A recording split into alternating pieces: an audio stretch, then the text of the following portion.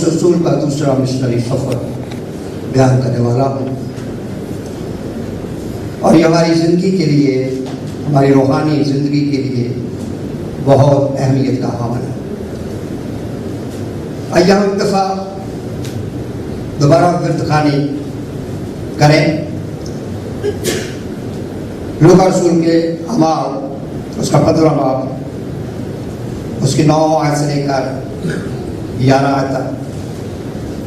خداوند کے کلام میں اس طرح بیان ہوا ہے: پس رسول اور بزرگ اس بات پر غور کرنے کے لیے جمع ہوئے، اور بہت بحث کے بعد پطرس نے کھڑے ہو کر اسے کہا کہ اے بھائیو، تم جانتے ہو کہ بہت عرصہ ہوا جب خدا نے تم لوگوں میں سے مجھے چنا کہ غیر قومیں میری زبان سے خوشخبری کا کلام سن کر ایمان لائیں، اور خدا نے جو دلوں کی جانتا ہے ان کو بھی ہماری طرح روح القدس دے کر ان کی گواہی دی، اور ایمان کے وسیلہ سے ان کے دل پاک کر کے ہم میں اور ان میں کچھ فرق نہ رکھا۔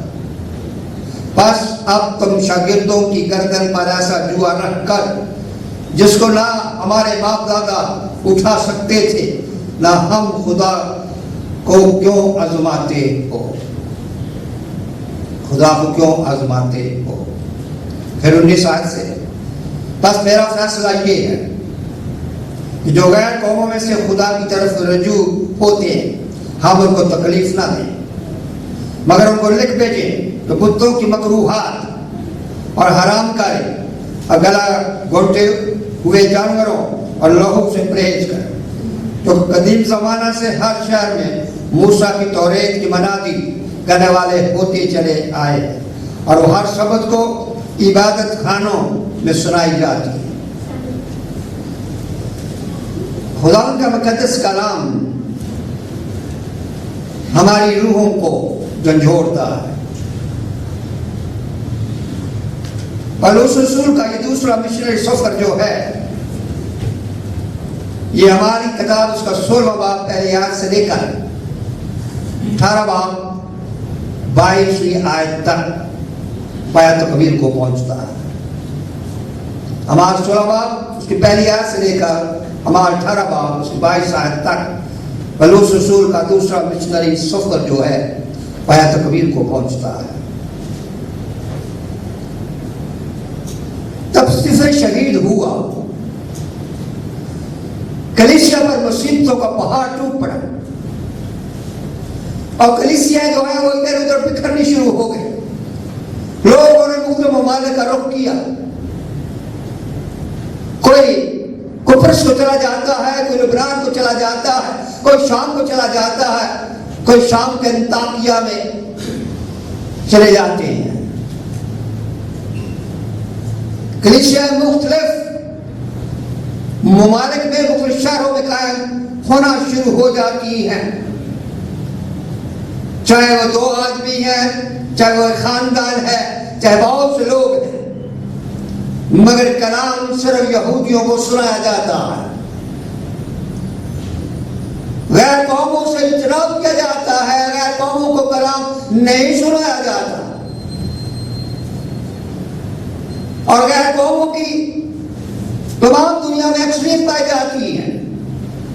یہودی ان کے مقابلے میں بہت تھوڑے ہیں، مگر رسولوں نے بھی اور نئے ایمانداروں نے بھی کلام کو صرف یہودیوں تک محدود رکھا، مگر ملک شام کی شہر انطاکیہ کی کلیسیا جو ہے، وہاں بھی پہلے در یہی ہوا۔ لوگوں نے، کلیسیا کے بزرگوں نے، کلیسیا کے خادموں نے سب سے پہلے یہودیوں کو کلام سنانا شروع کیا،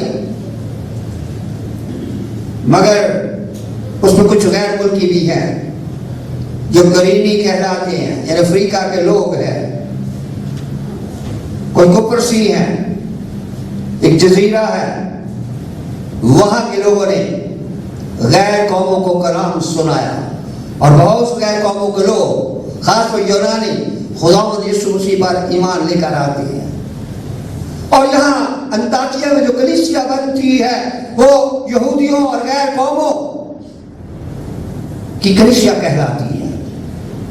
ان میں کوئی تو فریق نہیں ہے، ان میں نبی بھی ہیں، ان میں معلم بھی ہیں، روح القدس سے معمور لوگ ہیں، خداوند سے پیار کرنے والے لوگ ہیں.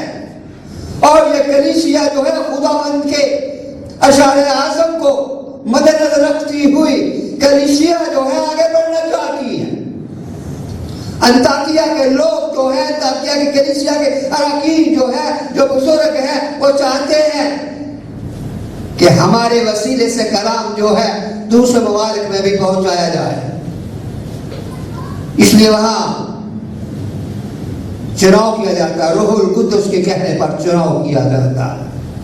پہلے سفر میں ہم نے دیکھے کہ روح القدس نے برناباس اور سول یعنی پولس کا چناؤ کیا. جب یہ واپس موڑ لے کر آئے، اب میں نے بتایا تھا کہ مرکز یہونا بھی کہتے ہیں پرگا میں ولیلہ ہو گیا تھا. اب دوبارہ جو برناباس اور پولس جو ہیں یہ دوبارہ اپنی کلیسیوں کی نگہبانی کرنے کے لیے واپس جانا چاہتے ہیں تاکہ اس گزرتے دوسرے علاقوں میں بھی خداوند کا کلام سنایا جائے.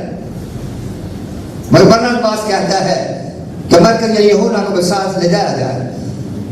پولس نہیں مانتا، وہ کہتا ہے یہ شخص میں چھوڑ گیا، میں اس کو لے جانا نہیں چاہتا. روح القدس یافتہ دو لوگوں کے درمیان، دو شخصیتوں کے درمیان جھگڑا ہو گیا. دونوں نے اپنی اپنی سنتیں، اپنے راہیں جو ہے وہ استوار کر لی. مرکز اور برناباس جو ہے قبرص جزیرے کی طرف چل پڑتے ہیں.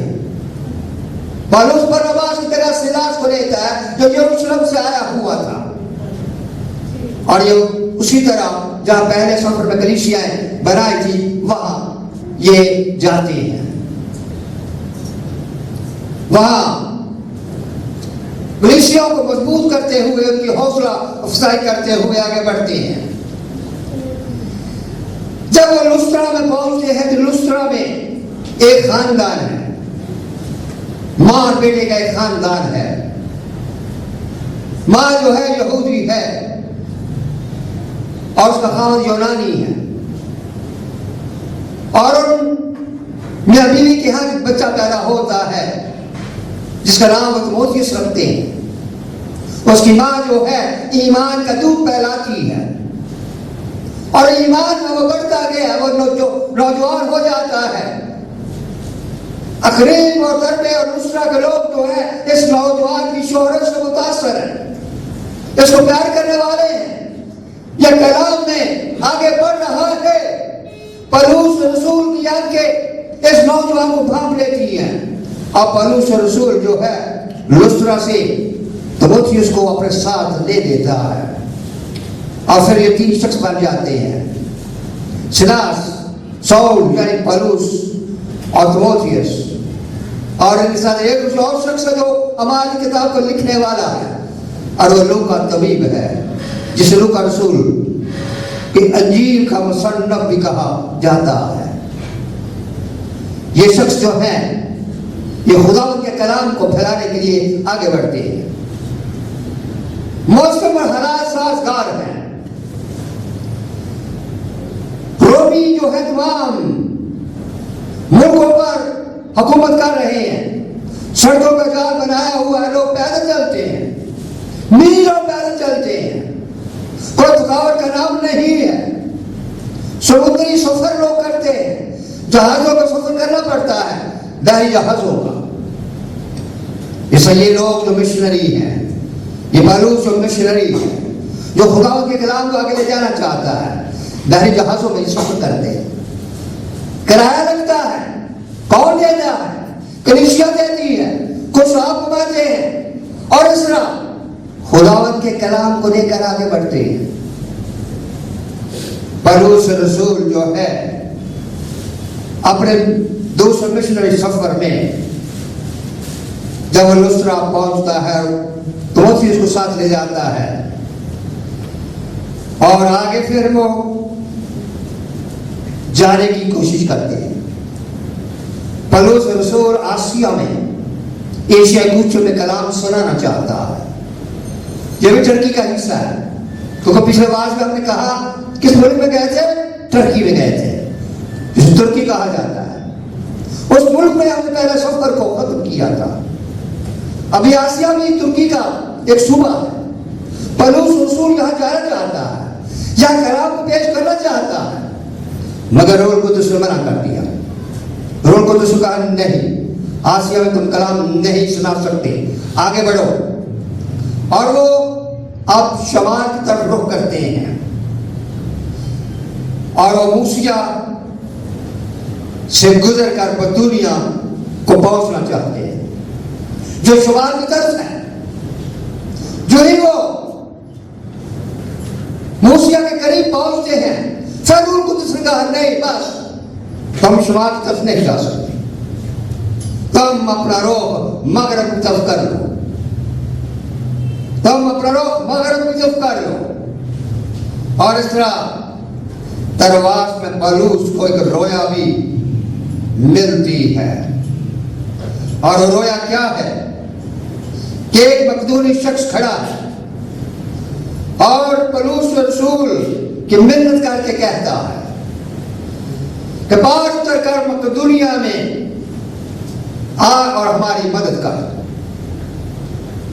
رات کو رویا ملتی ہے، شمال کی طرف جانا روح القدس نے منع کر دیا، رات کو رویا ملتی ہے۔ ایک مقدونی آدمی ریکویسٹ کر رہا ہے، مدد کے لیے پکار رہا ہے کہ پار ہو کر ہمارے ملک مقدونیہ میں، ہمارے صوبہ مقدونیہ میں تو آ۔ اور خدا کے بیت کو سمجھا کہ ہم کلام کے لیے یہ لوگ ہمیں مانگ رہے ہیں، اس لیے یہ مغرب کی طرف سمترا کے اور نیاپلس جو تجارتی اور ساحلی شہر ہے، بندرگاہ ہے، وہاں پہنچ جاتے ہیں اور وہاں فلپی جو ہے مقدونیہ کا درخلافہ ہے، اس شہر میں داخل ہو جاتے ہیں۔ یہ مقدونیہ جو ہے یہ صوبہ ہے، اور فلپی اور تسالونیکی اور بیریا جو ہے اس کے بڑے 3 شہر ہیں۔ یہ شمالی صوبہ ہے، یہ ملک یونان کا صوبہ ہے۔ دوسرا سفر جو ہے ملک یونان میں شروع ہوتا۔ پہلے سفر میں ہم کہاں گئے تھے؟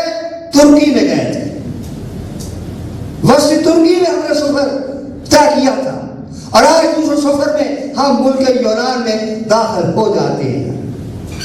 ملک یونان کے شمالی حصے میں ہم داخل ہو چکے ہیں۔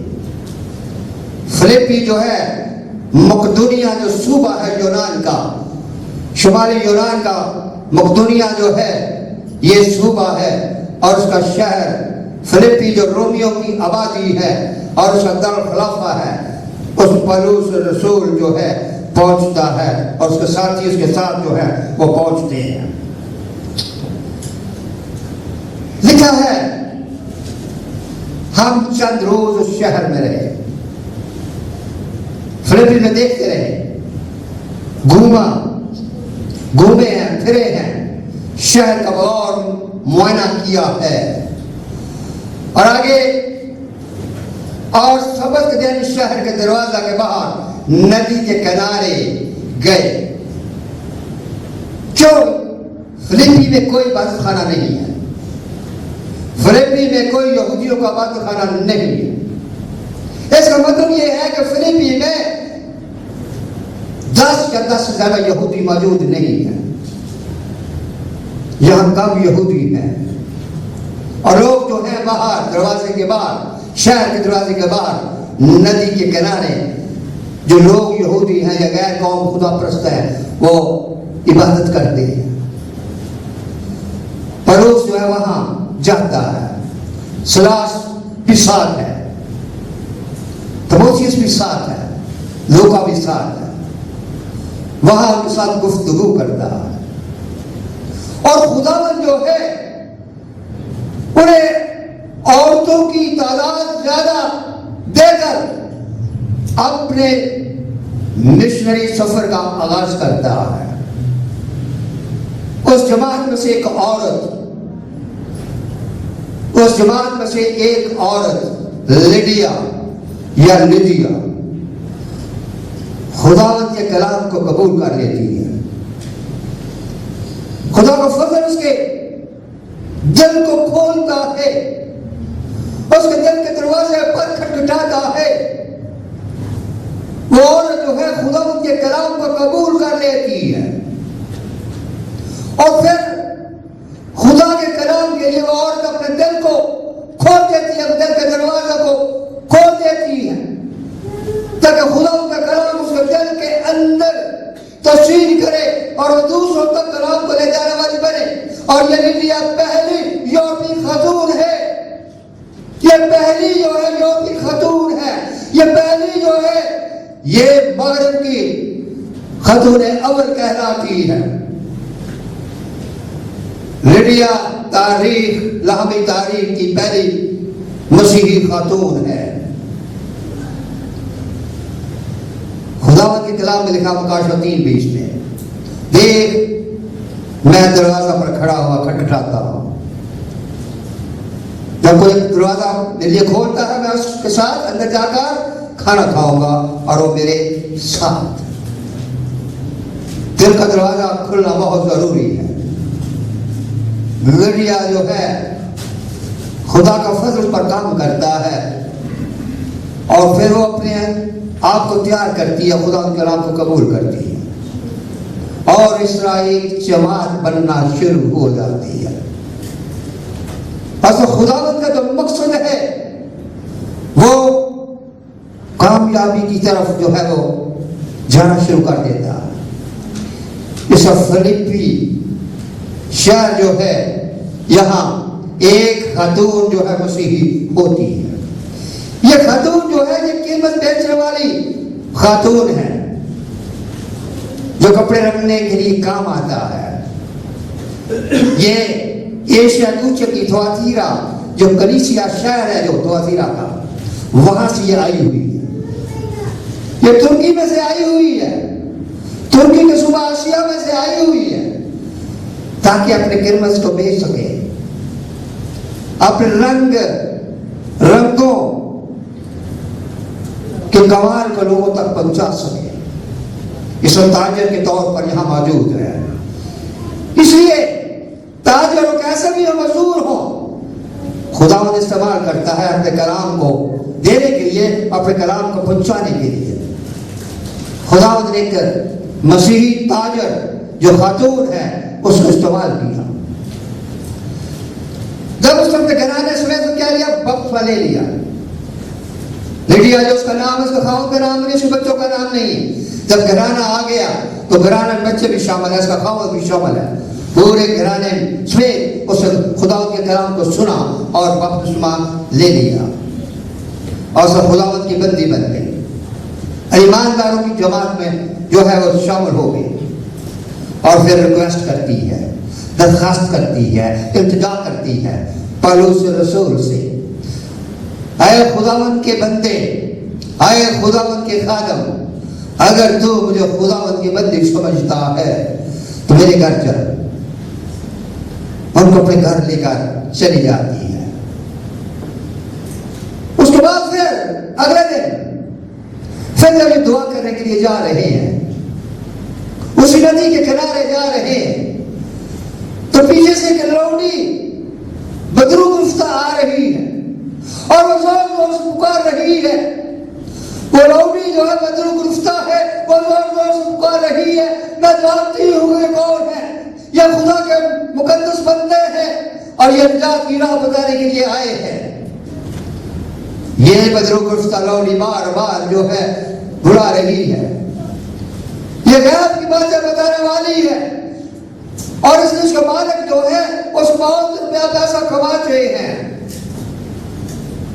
اور یہ لوڈی بار بار جو ہے ایک ہی ڈائلاگ، ایک ہی بات کا رٹا لگائے جا رہی ہے کہ یہ خدا کے بندے ہیں اور خدا کی نجات کی راہ بتاتے ہیں. پولس رسول نے بار بار اس کی آواز کو سن کر اسے جھڑکا اور جو بدرو سے کہا تو یسوع کے نام سے اس میں سے نکل جا، اور وہ بدرو جو ہے اس لڑکی کو چھوڑ کر چلی جاتی ہے. اس لڑکی آزاد ہو جاتی ہے. اب وہ لڑکی کسی کام کی نہیں رہی مارکوں کے لیے، اب ابھی کمائی کا سلسلہ ختم ہو گیا. اور کو بڑا غصہ آیا، یہ کیا ہو گیا؟ لکھا ہے جب اس کمال کو نے دیکھا کہ ہماری کمائی کبھی جاتی رہی تو پولس اور سیلاس کو پکڑ کر حاکموں کے پاس لے گئے۔ فوجداری حاکموں کے پاس لے جاتے ہیں اور انہیں کہتے ہیں یہ لوگ جو ہیں یہ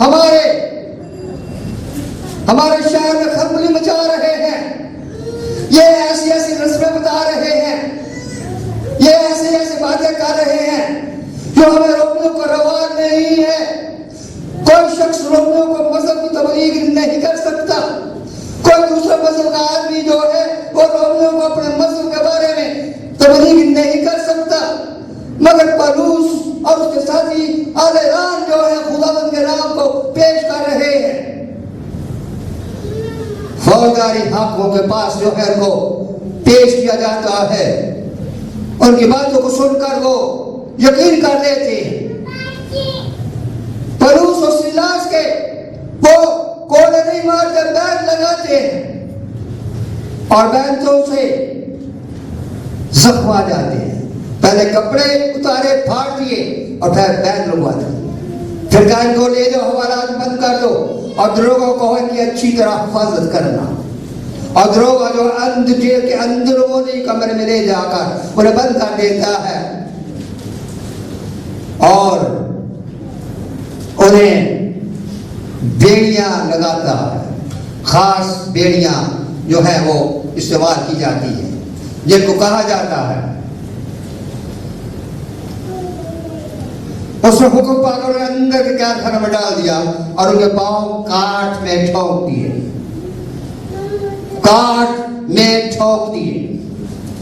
یعنی کاٹ ٹھونک دینے کا مطلب یہ ہے کہ یہ دونوں پاؤں جو ہے یہ ایک ادھر یعنی آپ کی جو ٹانگیں دونوں کھل جاتی ہیں اور آپ صحیح طرح بیٹھ بھی نہیں سکتے، چل پھر بھی نہیں سکتے، بڑی تکلیف کا سامنا کرنا پڑ رہا ہے۔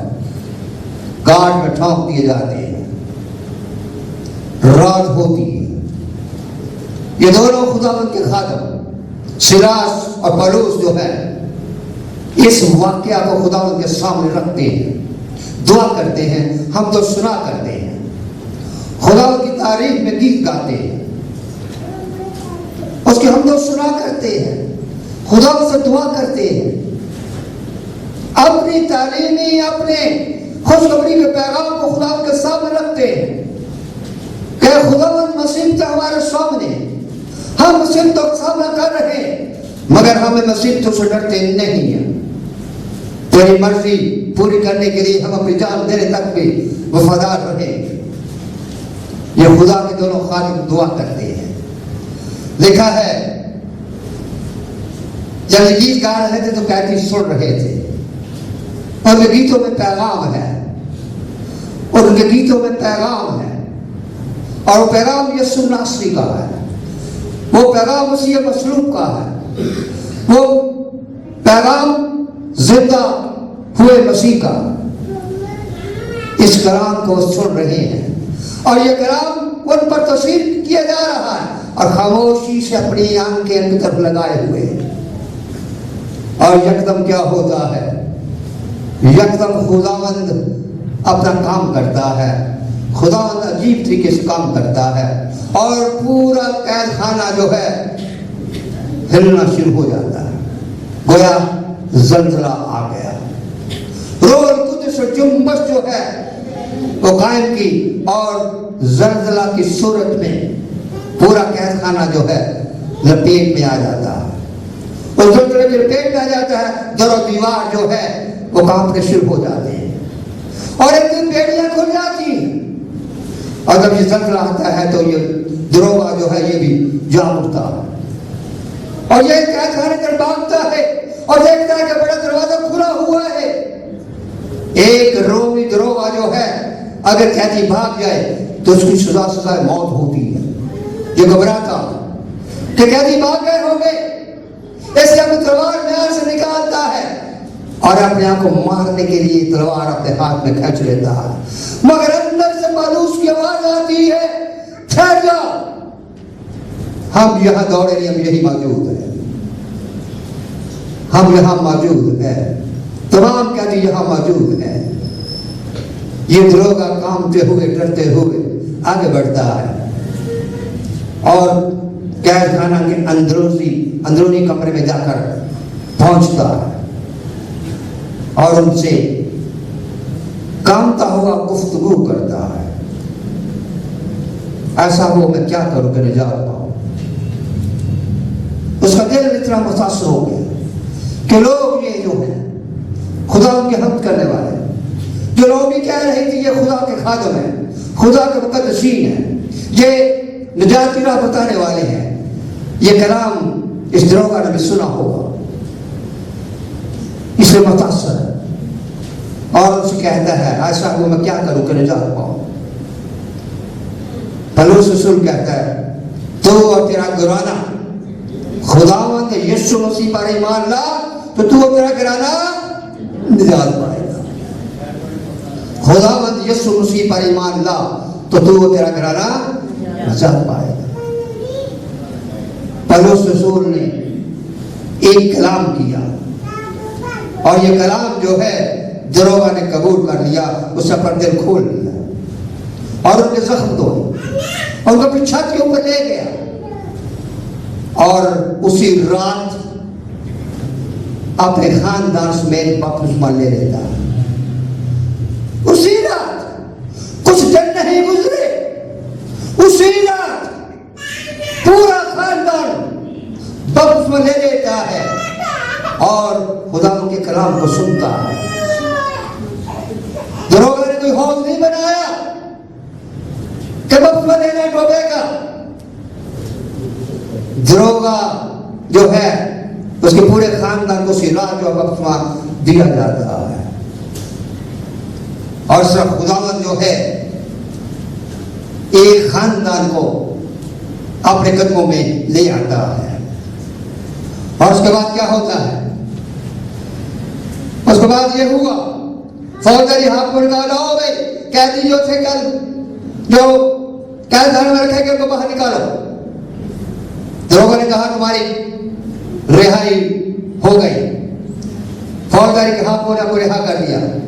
پولس سے کہا نہیں، ہم نہیں باہر نکلیں گے، ہم نہیں باہر نکلیں۔ کیسے ہو سکتا ہے کہ ہم رومی ہیں، ہم بھی رومی ہیں، ہماری سٹیزنشپ جو ہے، ہماری شریعت جو ہے وہ رومی ہے، ایک رومی کو قید نہیں کیا جا سکتا، ان کی ضرورت کیسے ہوئی ہے؟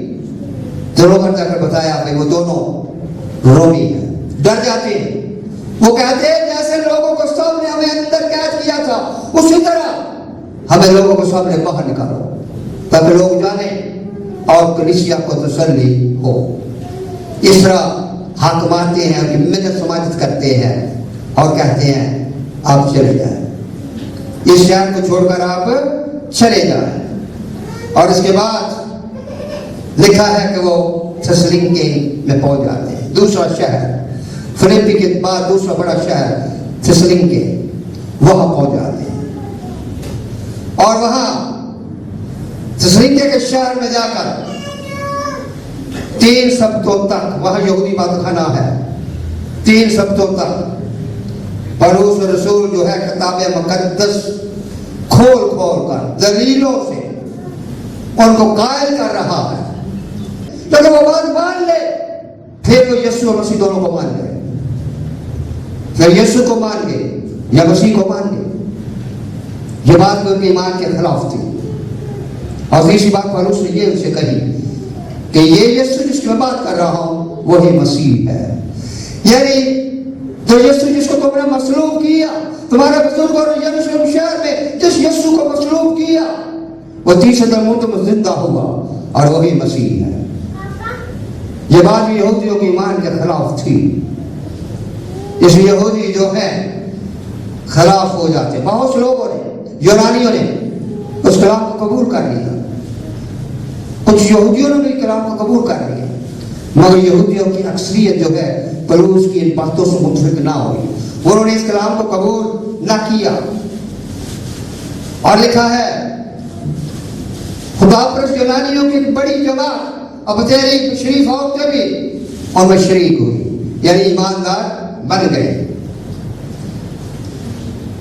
मगर यहूदियों ने हसद में आकर बाजारी आदमियों में से कई बदमाशों को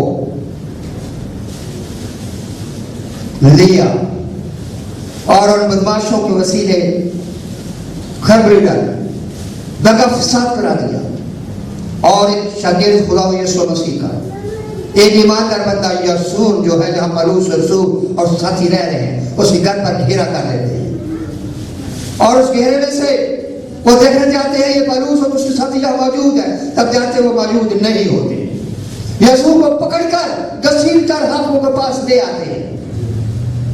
हाकिम यासून से बात करता है और यासून जवाब देता है और यासून को जमानत पर रिहा कर दिया जाता है। यासून उसके घर वाले जो पकड़े गए इनको जमानत पर रिहा कर दिया जाता है। अगर यासून की जमानत ना हुई होती, पलूस कभी भी रोमी सूबों में तबलीग ना कर सकता, खुदा के कलाम को ना सुना सकता। जमानत का मतलब ये था कि ठीक है, जो कुछ हुआ कलाम दिया, ठीक है, वो अगले शहरों में जाएं। पलूस को वहां से भेज दिया जाता है और तीसरे शहर बेरिया में पहुंचता है। शुमाली यूनान का तीसरा शहर जो है बेरिया, वहां पहुंचता है। वहां के यहूदी नेकसान अच्छे लोग नरम दिल खुदा के कलाम को कबूल कर लेते हैं। गैर कौमें जो है खुदा के कलाम को कबूल कर लेती हैं और यहाँ फल जो है मिलता है। मगर फिर तस्लीम के कलीसिया के यहूदी यहाँ भी आ जाते हैं बेरिया में, या फिर वो दंगा फसाद जो है कराने की कोशिश करते हैं। और इस तरह लिखा है बहुत से ज्यादा औरतें मर्द ईमान ले आए। और जब तस्लीम के यहूदियों को मालूम हुआ कि पलूस बेरिया में भी खुदा कलाम सुनाता है, तो वहां भी जाकर लोगों को मारा और उन्हें घर में डाले। ईमानदार बंदों ने पलूस को समुद्र के किनारे भेज दिया ताकि दूसरे शहर में चला जाए। और इस तरह जहाज पर सवार होता है और यूनान के दारुल खलाफा, यूनान के दारुल खलाफा, मुल्क यूनान के दारुल खलाफा एथन यानी अथीने में पहुंच जाता है। दोनों सिलास, तीमुथियुस और लूका ये फिलिप्पी में ही रहते हैं। बेरिया से वापस फिलिप्पी चले जाते हैं और अथीने में आता है। और अथीने में यूनानी शहर दारुल खलाफा है, वह बाजारों में घूमता फिरता है कि शहर में बहुत से मंदिर है, इस शहर में बहुत से मंदिर है, इस शहर में बहुत सी कुर्बान गाहें, इस शहर में बहुत से बुत है, शहर बुतों से भरा हुआ है। फिरते फिरते पलूस कोई कुर्बान का नजर आई। फिरते फिरते क्या हुआ, पलूस को कुर्बान का नजर आई और उस कुर्बान का में लिखा था ना मालूम खुदा के लिए, ना मालूम खुदा के लिए। यानी यूनानियों के इल्म में बात थी कि जो हम देवताओं को मानते हैं इनसे बढ़कर भी एक देवता होगा, उसका मतलब इल्म नहीं है। इसलिए कहा ना मालूम खुदा के लिए। पलूस यहां से शुरू कर लेता है, इस बात को पकड़ लेता है। वो कहता है अथीनो वालों, आए यूनानियों, मेरी बात गौर से सुनो। मैंने तुम्हारे शहर के चक्कर लगाए और मैं फिरता फिरता तुम्हारे तमाम मुतकदों को देखा, तुम्हारे बहुत से मंदिरों को देखा, तुम्हारे बहुत से कुर्बान गाहों को देखा। एक कुर्बान गाह जो है थल में पाई जाती है, इस कुर्बान गाह में लिखा ना मालूम खुदा, ना मालूम खुदा के लिए। आज मैं तुम्हें ये बताना चाहता हूं कि ये ना मालूम खुदा कौन है जिस तुम पूछना चाहते हो लेकिन तुम्हें इल्म नहीं है। इसे पलूस रसूल जो है ना मालूम खुदा से अपनी पैगाम का आगाज करते हैं। और क्या होता है, लिखा है पलूस ने रुपेगस के बीच में खड़े होकर कहा, वो यूनानी क्या है, उससे पहले पहाड़ी पे ले जाते हैं, शायद पहाड़ी का नाम ही रुपेगस है। और वहां की जो कौंसल है उस शहर की, उस पहाड़ी की नस्ल उसका नाम भी एरोपेगस है, उसके मेम्बरान जो है वो भी एरोपेगस कहलाते हैं। इस पलूस और रसूल मेम्बरान के दरमियान खड़े होकर क्या है, यूनानियों मेरी बात गौर से सुनो, जिस नामालूम खुदा को तुम मानते हो, आज मैं तुम्हें उसकी खबर देना चाहता हूं। ये नामालूम खुदा कौन है? लिखा है, जिस खुदा ने दुनिया और जिस सब चीजों को पैदा किया वो आसमान और जमीन और मालिक होकर हाथ से बनाए हुए मंदिरों में नहीं रहता। जिस नामालूम खुदा की तुम बात करते हो हकीकी खुदा है, उस तमाम कायनात को पैदा किया है, कोई चीज उसके बगैर पैदा नहीं हुई। वो खुदा जो है वो हाथ से बनाए हुए मंदिरों में नहीं रहता, वो हाथ से बनाए हुए पत्थरों में नहीं रहता, वो हाथ से बनाए हुए करबान गाहों में नहीं रहता। वो तमाम दुनिया का खालिक है, जमीन और आसमान का खालिक है। जमीन के अंदर तमाम चीजें उसी ने पैदा की हुई हैं और वो किसी का महताज नहीं है और इंसानों के हाथों से खिदमत नहीं देता। उसके लिए कोई रोटी बनाने वाला नहीं है, उसको कोई पानी पिलाने वाला नहीं है, उसके लिए कोई फसल उगाने वाला नहीं है। वो किसी चीज का मोहताज नहीं है, वो तो खुद जिंदगी का मालिक है। वो इंसानों का मोहताज नहीं है, उस इंसानों की जरूरत नहीं है। वो तो खुद जिंदगी का मालिक है, जिंदगी देने वाला है और वो खुद सबको जिंदगी और सांस और सब कुछ देता है।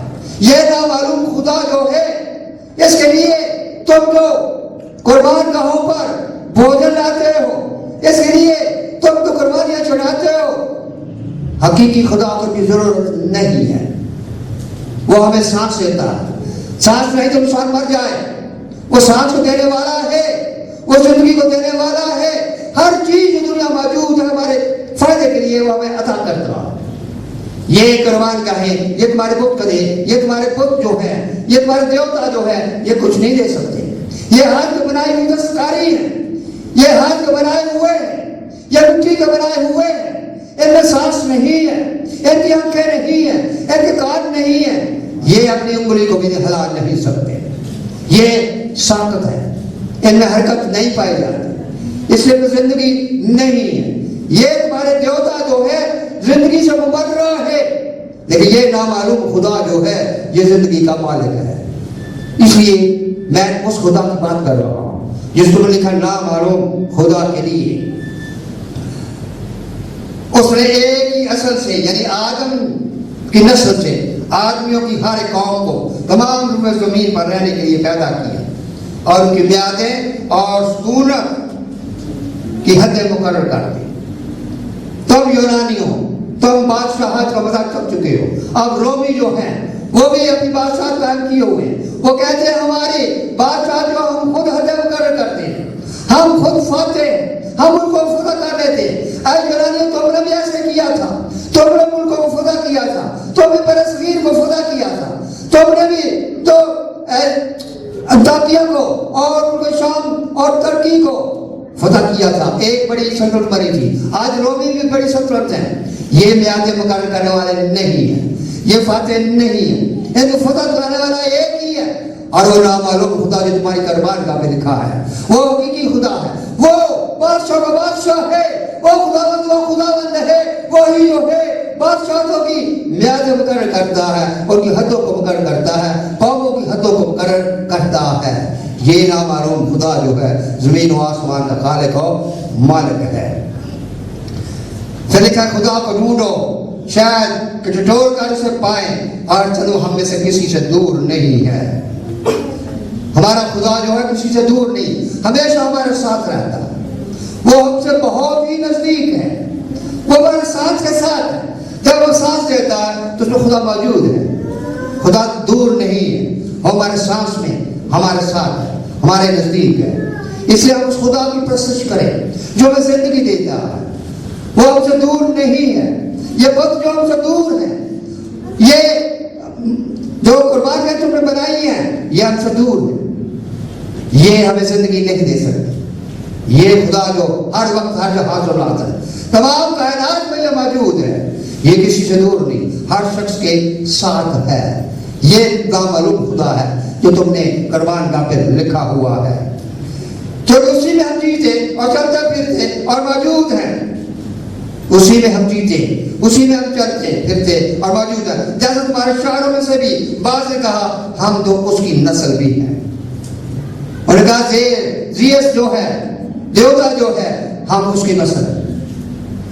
اس نے شاعروں کا حوالہ دیا اور وہ ناراض نہیں کیا، اور ان کتابوں کا حوالہ دیا اور ان کی ڈاکٹرائن تعلیم کا حوالہ دیا کہ تم کہتے ہو کہ ہم دیوتا کی نسل سے ہیں، زیس دیوتا کی نسل سے ہیں، تو ہم زیس دیوتا کی نسل سے نہیں ہو۔ خدا ہے جو نامعلوم خدا ہے، وہ زمین و آسمان کا مالک ہے، اس نے سب کو پیدا کیا ہے، ہم سب اسی کی مخلوق ہے، ہم سب اسی کے جو ہے ہم نسل ہیں، اس نے ہم سب کو بنایا ہے، وہ ہم سب کا خالق ہے، اور ہم سب جو ہے اس کی مخلوق ہے۔ یہ ہے تمہاری نامعلوم جو خدا ہے جو قربان گاہ پہ لکھا ہے، وہ حقیقتاً خدا زندہ خدا ہے، لکھا ہے جس میں کیا آگے چلتے پھرتے جیتے ہیں اور موجود ہیں۔ ہماری حرکت اس کی زندگی کے باعث ہے، ہماری حرکت جو ہے، ہماری طاقت جو ہے، ہماری قوت جو ہے، ہماری حکمت جو ہے، ہماری عقل جو ہے، وہ سب خداوند کی قوت کی جو ہے اس کی تشریح کے مطابق ہے۔ ہم صحت مندی حاصل کرتے ہیں تو اس کی قوت سے کرتے ہیں، ہم چلتے پھرتے ہیں تو اس قوت سے چلتے پھرتے ہیں، کیونکہ مردہ جسم چل نہیں سکتا، تمہارے بدن جو ہے مردہ ہے اور وہ زندگی نہیں ہے، اس لیے وہ چل پھر نہیں سکتے۔ ہم مخلوق ہیں، ہم چلتے پھرتے ہیں، جو ہمارا خدا جو زندگی رکھتا ہے، تمہارے یہ بدن جو ہے، تمہارے یہ دیوتا جو ہے، یہ چل پھر نہیں سکتے، یہ زندگی نہیں رکھتے، یہ جو حاضر نہیں ہو سکتے، یہ ہمیں کیا دیں گے، یہ ہمیں کئی پرکار سے نوازیں گے، یہ کچھ بھی نہیں۔ یہ آپ لوگ جو ہے جھوٹ پر مبنی جو ہے تعلیم کو اپنائے ہوئے ہیں، کیونکہ اگر آپ یہ مانتے ہیں کہ ہم خدا کی نسل ہیں تو پھر آپ کو یہ ماننا پڑے گا کہ ذات الہی اور سونے یا روپے یا پتھر کی مانند ہے جو آدمی کے ہنر اور جان سے گڑے گئے ہوں۔ کیا مانتے ہیں کہ خدا جو ہے یہ پتھروں کی مانند، خدا جو ہے روپوں پیسوں کی مانند، خدا جو ہے دانتوں کی مانند؟ ایسا نہیں ہو سکتا، ایسا نہیں ہو سکتا۔ یہ چیزیں جو ہے اس کی خالق ہونے کو بیان کرتی ہیں، یہ اس کی حقیقت کو بیان نہیں کرتی، اس کے فعل کو بیان کرتی ہیں، خالق ہونے کو بیان کرتی ہیں، کیونکہ پولس رومیو 1:20 میں یا 1:22 میں فرماتے ہیں کہ اس کے الوہیت کی تمام صفات، اس کے الوہیت کی تمام صفات جو ہے یعنی اس کی ازلی قدرت جو ہے وہ پیدا کی ہوئی تمام چیزوں سے ظاہر ہوتی ہے، اس لیے مخلوقات جو ہے اس کی صفات کو کسی نہ کسی طریقے سے پیش کرتی ہے۔ اس لیے دھاتے جو ہے جس تم بت کرتے ہو، یہ روپیہ پیسہ جس تم بت خریدتے ہو، ہر چیز جو ہے خدا کی دی ہوئی ہے، اس خدا کی جس تم نام معلوم خدا کہتے ہو۔ اس لیے آئے یونانیوں میری بات غور سے سنو کہ یہ بت کسی کام کے نہیں ہے۔ خدا جو ہے تمہارے غلط نظریات پر تحمل کرتا رہا، خدا جو ہے تمہاری غلط تعلیم پر، کیونکہ تم سزاوار ہو، تم خدا کے بارے میں غلط جو ہے بیان بازی کرتے ہو، غلط ایمان رکھتے ہو، اس خدا تمہیں سزا سے گریزا رہا، وہ تمہیں اس وقت بھی سزا دے سکتا تھا مگر وہ تحمل کرتا رہا تاکہ تمہاری توبہ تک نوبت پہنچ سکے۔ مگر اب وقت آ گیا ہے کہ اس کا بیٹا زمین پر آیا ہے اور اس کا بیٹا جو ہے وہ منصف ہے، وہ عدل ہے، اب سزا اب عدل اس کے ہاتھ میں ہے، اب تمہاری تحمل نہیں ہو سکتا۔ اے یونانی غور سے سنو، اب خدا تحمل نہیں کرے گا تم پر، اب تمہیں توبہ کرنی پڑے گی، خدا مد یسوع مسیح پر ایمان لانا پڑے گا جو حقیقی خدا ہے، کیونکہ لکھا ہے خدا نے دنیا سے ایسی محبت رکھی کہ اس نے اپنا اکلوتا بیٹا بخش دیا تاکہ جو کوئی اس پر ایمان لائے ہلاک نہ ہو بلکہ ہمیشہ کی زندگی پائے۔ اس لیے وہ مجسمہ کلام جو زمین پر ہے اور جہاں سے آسمان پہ سنا گیا، اب وہ ہمیں عدل کے طور پر عادل ہونے کے لحاظ سے ہمارا عدل کرے۔ اس لیے اب توبہ کا وقت ہے، توبہ نہیں کرو گے سزاوار کہلاؤ گے، کیونکہ نگاہ خدا کو کسی نے کبھی نہیں دیکھا، اکلوتا بیٹا جو باپ کی گود میں اسی نے ظاہر کیا۔ اس لیے اس تمام کائنات جو ہے وہ علامتی طور پر ظاہر کرتی رہی ہے، مگر حقیقت میں ظاہر کس نے کیا؟ خدا کے بیٹے نے۔ اس لیے اس پر ایمان لانا ہمارے لیے بہت ضروری ہے۔ فلاسفر یا یونانی جو ہے ٹھٹھا مارنے لگے، کیونکہ وہ نہ کسی قیامت کو مانتے ہیں نہ موت و نتیجے کو مانتے ہیں۔ وہ کہتے ہیں پھر تمہاری کسی وقت بات سنیں۔ بہت سے کم مسیحی یہاں سے یونانی مسیحی ہوئے ہیں، 5 آدمیوں کا ذکر جو ہے وہ کیا گیا ہے۔ اس کے بعد پالوس جو ہے جنوبی یونان کی طرف رخ کرتا ہے، اور جنوبی یونان کا بڑا شہر کرنتھس ہے، جنوبی یونان میں پہنچ جاتا ہے۔ کرنتھس شہر جنوبی یونان کا بہت بڑا شہر ہے، اور جہاں پالوس رسول کی کوئی واقفیت نہیں ہے، کوئی آدمی جانے والا نہیں ہے، مگر پھر ایک آدمی سے ملاقات ہوتی ہے جس کا نام اکولا ہے، اور وہ اٹلی سے آیا ہوا ہے، پنتوس کا باشندہ ہے، اٹلی میں رہائش رکھی تھی اور وہاں سے یہاں آیا ہے، کیونکہ وہاں کا جو بادشاہ تھا اس نے کہا تھا تمام یہودی جو ہے باہر چلے جائیں، اسے نکال دیا تھا۔ اور اس طرح اکولا جو ہے اس کی ملاقات پالوس کے ساتھ ہوتی ہے، اور پالوس جو ہے وہ خیمہ دوزی کا کام کرتا ہے، اکولا جو ہے وہ بھی خیمہ دوزی کا کام کرتا ہے، دونوں ہم پیشہ ہیں، اور اس طرح دونوں جب ہم پیشہ ہیں تو ان میں رفاقت ہو جاتی ہے، اور اس کی بیوی کا نام پرسکلا یا پرسلا ہے، اور وہ ہر سبت کو بات کھانا بحث کرتا اور یہودیوں یونانیوں کو مائل کرتا رہا، اور یہ لوگ کام کرتے گئے، اپنے ہاتھوں سے مزدوری کرتے تھے۔ اور جب سلاس اور تموتھیوس جو ہے یہ آ جاتے ہیں، واپس مقدونیہ سے آ جاتے ہیں، تو پالوس جو ہے یہودیوں کے آگے بڑے زور سے کلام سنا رہا ہے۔ جب لوگ مخالفت کرنے لگے اور کفر کو پکڑنے لگے، پالوس نے اپنے کپڑے جھاڑ دیے اور کہا بھئی آپ تم جانو، تمہارا کام جانے، خداوند کا قہر تم پر قائم رہے گا، کیونکہ تم نے خداوند یسوع مسیح کو رد کیا ہے۔ جو خداوند یسوع مسیح کو رد کر دیتا ہے اس پر خدا کا غضب رہتا ہے۔ اس لیے پالوس رسول نے اپنے کپڑے جھاڑ دیے اور کہا تمہارا خون تمہاری ہی گردن پر، اب میں چھوٹا، میں ذمہ دار نہیں ہوں، اب تم خود ذمہ دار ہو۔ تو ہم نے خداوند یسوع مسیح کو رد کیا ہے۔ اس لیے دنیا جو ہے وہ جانتی نہیں، آج دنیا جانتی نہیں کہ خداوند یسوع مسیح کو رد کرنا جو ہے خدا کے غضب کو بلانے کا نام ہے۔ اور اس طرح پالوس رسول جو ہے وہ خداوند کے کلام کو پہنچاتا ہے لوگوں تک، اور خداوند پالوس پر ظاہر ہوتا ہے، خداوند یا پالوس پر ظاہر ہوتا ہے، کیونکہ یہاں بھی یہودی جو ہے وہ کھلبلی مچاتے ہیں، اس کو تنگ کرنے کی کوشش کرتے ہیں، اس کو مارنے کی کوشش کرتے ہیں۔ اور لکھا ہے کہ پالوس جو ہے یہودیوں سے ہٹ کر اب غیر قوموں کی طرف رخ کرتا ہے، اور وہ تیتس یوستس کے گھر جاتا ہے جو یونانی ہے، اور وہ اس کو خداوند کا کلام پیش کرتا ہے اور وہ قبول کر لیتا ہے اور مسیحی بن جاتا ہے، اور اس کے ساتھ عبادت خانے کا جو خادم ہوتا ہے، کاہن ہوتا ہے کرسپس، وہ بھی خداوند کے کلام کو قبول کر لیتا ہے، اور اس طرح یہ کرنتھس میں خداوند کا کلام پھیلنا شروع ہو جاتا ہے، اور خداوند ظاہر ہوتا پالوس پر کہتا ہے ڈر نہیں، میں تیرے ساتھ ہوں۔ اور خداوند نے رات کو رویا میں پالوس سے کہا خوف نہ کر، خوف نہ کر، بلکہ کہے جا اور چپ نہ ہو، کہے جا، کہے جا، کیا کہے جا؟ خداوند کے کلام کو لوگوں تک پہنچاتا جا، اس لیے کہ میں تیرے ساتھ ہوں۔ جس کے ساتھ خداوند ہوتا ہے اس کو کوئی کچھ نہیں بگاڑ سکتا، کوئی شخص تجھ پر حملہ کر کے ضرر نہ پہنچا سکے گا، تجھے نقصان نہ پہنچا سکے گا، کیونکہ اس شہر میں میرے بہت سے لوگ ہیں جن کو تم نے کلام سنانا ہے تاکہ وہ میرے نام کو قبول کر سکے، اس لیے وہ تیار ہے کہ تیرے کلام کو سننے کے لیے۔ پس وہ 1.5 برس میں رہ کر خدا کا کلام سناتا رہا۔